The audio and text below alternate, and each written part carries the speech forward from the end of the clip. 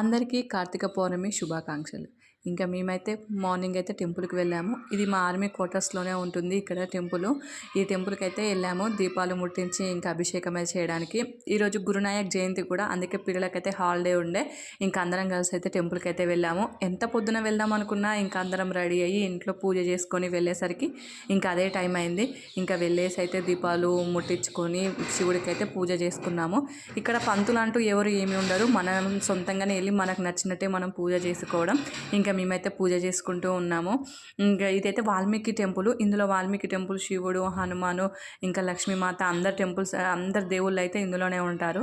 ఇంకా ఇక్కడ లోపలనే టెంపుల్ కాబట్టి మాకు వెళ్ళడానికి కూడా చాలా ఈజీగా ఉంటుంది. క్వార్టర్స్ మధ్యలోనే ఈ టెంపుల్ అయితే ఉంది. ఇంకా మన ఇష్టం, ఏ టైంకైనా రావచ్చు, ఏ టైంకైనా వెళ్ళొచ్చు. ఎందుకంటే ఇక్కడ పంతులు అంటూ ఏముండరు, గుడి క్లోజ్ అంటే ఏముండదు, ఎప్పటికీ ఓపెన్ అయితే ఉంటుంది. ఇంకా మా పిల్లలు గుడికి వెళ్దామంటే ముందు వాళ్ళకైతే గంట కొట్టించాలి. ఇంకా గంట కొట్టడంలో చాలా బిజీగా ఉంటారు పిల్లలు. ఇంకా తర్వాతే అందులో ఉన్న దేవుళ్ళందరినీ అయితే దర్శనం చేసుకొని ఉన్నాము. ఇంకా ఇదే గుడి. ఇంకా ఇక్కడ బండార కూడా నడుస్తూనే ఉంటుంది. అదే అన్నదానం మంత్లీ వన్స్ అలా పెడుతూనే ఉంటారు. ఇంకా హనుమాన్ టెంపుల్ కూడా ఇందులో ఉంది దగ్గర. ఇంకా మేమైతే బయటికి వెళ్ళలేదు, ఇక్కడే ఉన్నాము.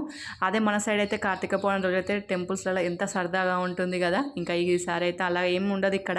ఎవరికి నచ్చినట్టు వాళ్ళు వస్తారు, ఎవరికి నచ్చినట్టు వాళ్ళు వెళ్ళిపోతారు అనమాట. మన ఇష్టమే కదా. Thank you.